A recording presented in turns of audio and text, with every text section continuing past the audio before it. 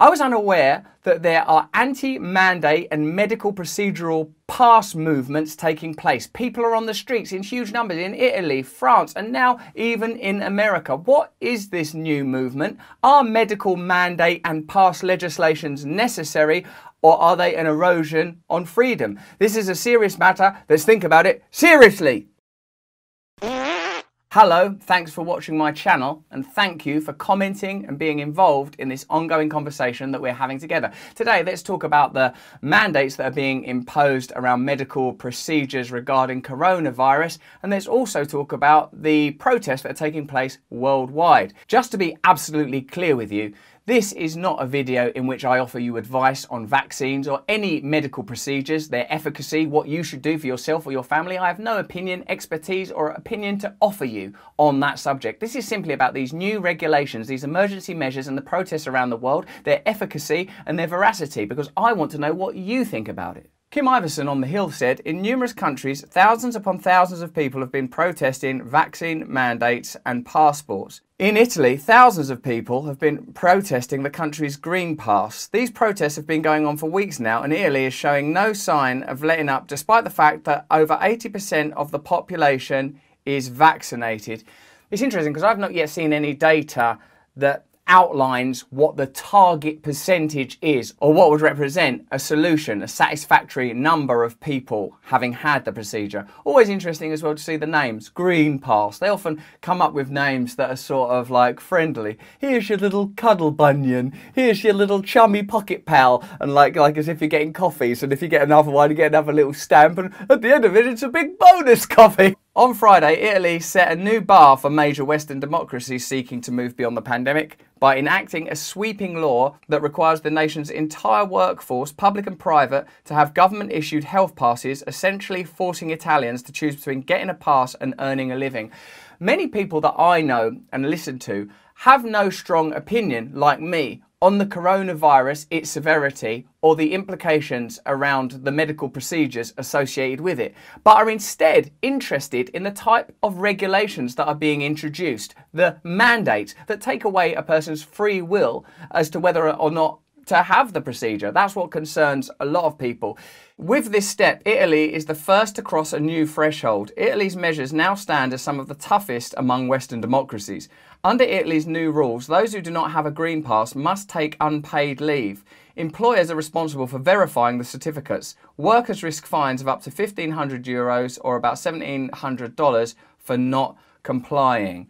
So this is a pretty serious imposition. Wherever you stand on those medical procedures, surely you have to acknowledge this is a unique situation, and to take a unique stance you would need, I think, data that solidly underwrites the necessity for those kind of new measures. You would have to believe that the problem requires this solution.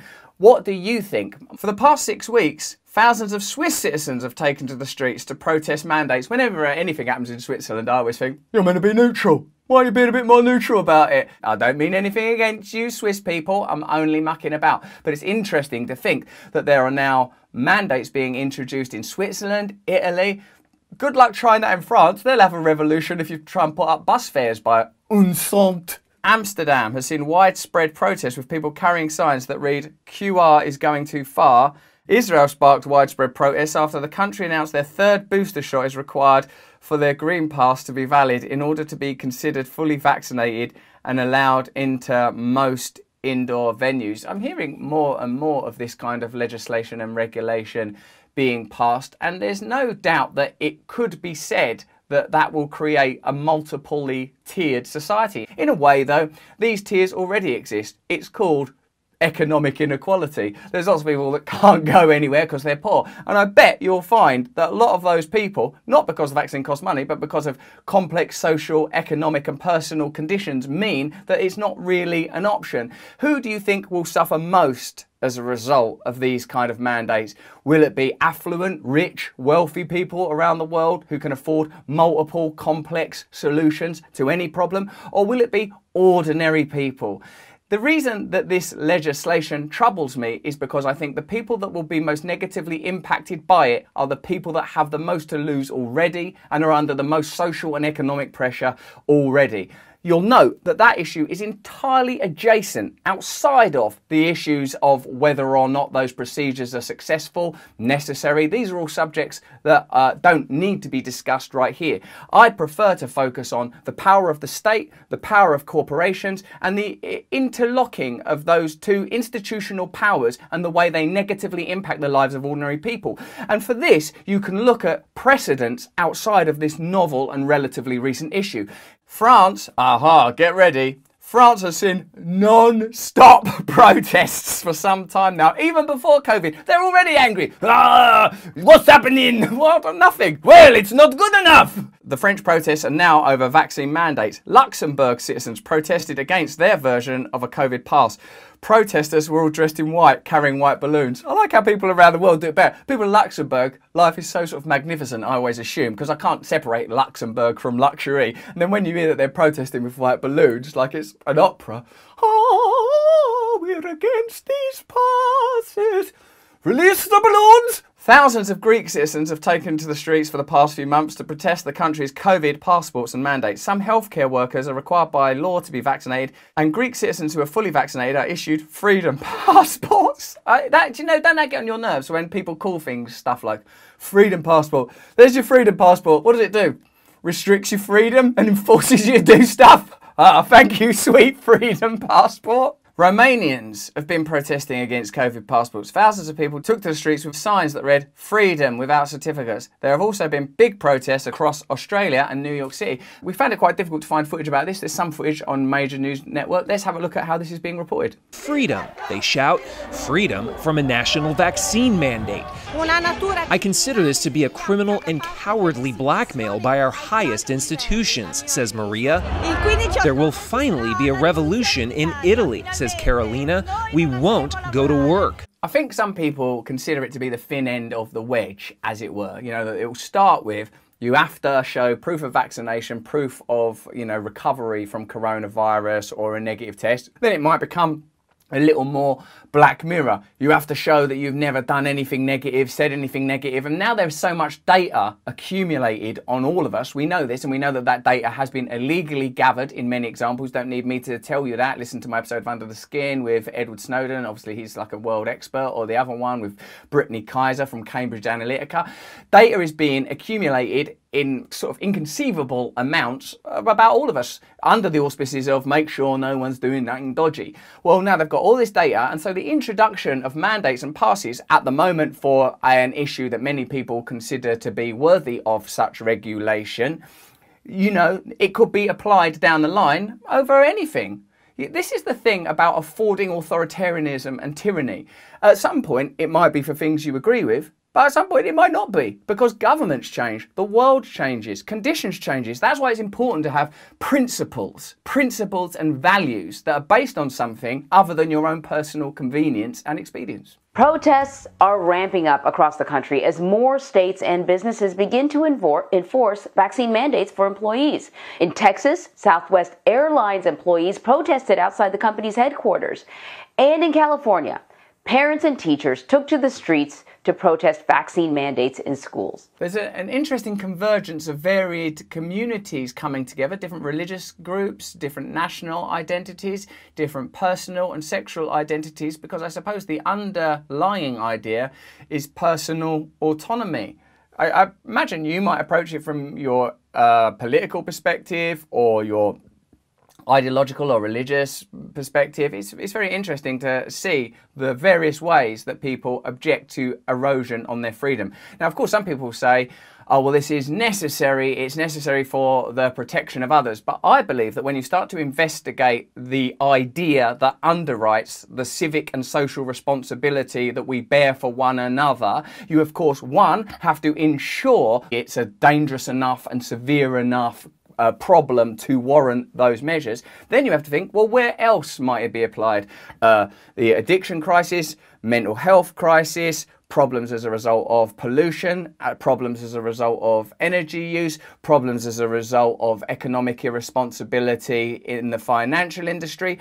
All of these things, mental health isn't a problem that happens in the mind of an individual. Mental health is a problem that happens across societies. So if we're going to take severe measures in order to protect vulnerable people from this problem, why not take severe measures in order to protect people from that problem? Let me think about it for 1 second. Oh, because in order to stop a mental health crisis, you would have to negatively impact the interests of the powerful. In order to introduce these mandates, you do not have to affect negatively the interests of the powerful. In fact, we've seen over the course of this pandemic a massive transfer of wealth.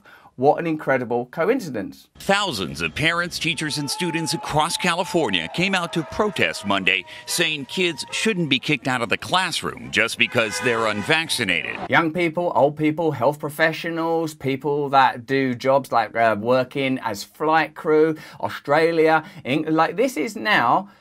I'm grateful to the people protesting, not because of any particular opinions I may or may not have, because as you know, I'm like a Luxembourgy balloon of pure light, but because it's important to stand up for certain values and principles. I am vaccinated, but I do think that people should have a choice on whether they get vaccinated or not. Well done, Samantha Joly there. Her personal opinion is that she wants to have the vaccine for reasons that she doesn't need to explain to anybody. But she believes in freedom. The protests come as vaccination deadlines are closing in around the country. Luke Kemp, research associate at the Centre for the Study of Existential Risk at the University of Cambridge, says, as the coronavirus has spread, many governments around the world have sought to tackle the pandemic by broadening their powers and abilities according to data collated from the COVID-19 Digital Rights Tracker and Civic Freedom Tracker. A total of 32 countries have used militaries or military ordinances to enforce rules. Others have drawn on technology to grow government oversight. To monitor rule breakers, 22 countries have used surveillance drones. Facial recognition programs have been expanded. Internet censorship has occurred in 28 countries and internet shutdowns in 13. At least 120 contact tracing apps are in use across 71 states and 60 other digital contact tracing measures have been used across 38 countries. I'm reminded of the measures taken against terrorism after the tragic events of 9/11. Many of these measures impacted people so severely and immersively and yet produced, and you can check these figures for yourself, barely any positive results in apprehending potential terrorists or terrorists. So what it seems like is that the measures taken, broadly speaking, benefit already powerful interests, and whilst they're being introduced as a result of this particular set of circumstances, their deployment could be quite broad going forward. Many of these are examples of emergency powers, exceptional actions that states can invoke during a crisis to deviate away from existing laws. According to data from the CoronaNet database, 124 countries declared a state of emergency in response to COVID-19. Now, whether or not you think that is warranted, that's up to you, your personal beliefs. But you will have to accept that these emergency states permit the introduction of emergency laws, and the emergency laws are beneficial to the state, and in this case you might argue, given the economic transfers that have occurred during this period, beneficial to other powerful interests also. Big tech is joined by a cabal of intelligence agencies across the world who have gathered more data and power over the past decades. There is surprisingly little evidence to support the effectiveness of mass surveillance in combating terrorists or viruses. So in both cases, there is no real evidence to suggest that these measures are successful. You can obviously look into that data yourself. Many of the current COVID-19 measures are an acceleration of pre-existing trends. That's interesting as well, isn't it? So while all the rhetoric is this is a unique situation, and even in this video I've talked about the uniqueness, these trends existed prior to the pandemic, meaning I suppose you could say that there was an intention and agenda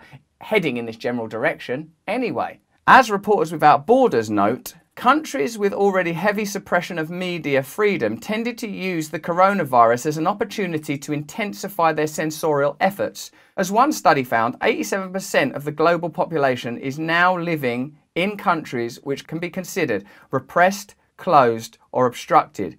Emergency powers tend to only go one way, top down. During an emergency, the knee-jerk reaction is always to reinforce those atop hierarchies in the state and significantly curtail the freedoms, voice and agency of citizens, often in a draconian fashion. Some politicians play to the fears that during times of disaster, people will descend into a chaotic mess. Yet, the overwhelming scientific and historical evidence contradicts this pessimistic view of humanity. We're all aware that in many disasters, there are examples of people coming together. For example, the Blitz here in my country, various disasters across America, hurricanes, while of course the media concentrates on looting and disorder because, oh wow, what agenda would that support? So what I hope we can offer you via this video is a set of tools and perspectives to look at the measures being taken around coronavirus with a degree of objectivity, although of course I have my own biases. I've always been somewhat cynical about power. I've always been somewhat cynical about authoritarianism wherever I've encountered it in my life.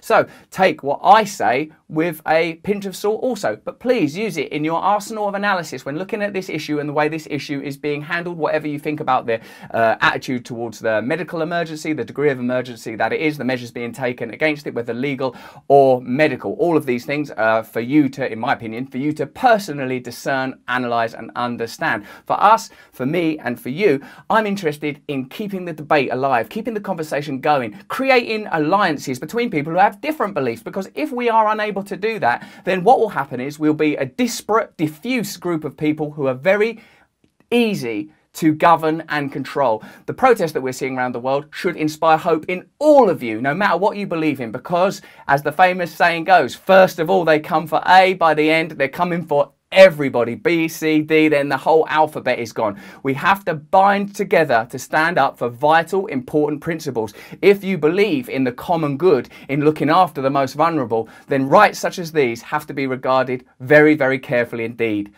But that's just what I think. What do you think? Let me know in the comments below. Give us a little thumbs up and like. Subscribe to my channel. If you enjoyed this video, have a little look at this saucy little sausage. Or maybe regard this one and sign up to my Awakening side channel. Learn to meditate. Get yourself some spiritual tools to cope with all this. Also, subscribe to my mailing list so I can communicate directly with you every single week. Stay free.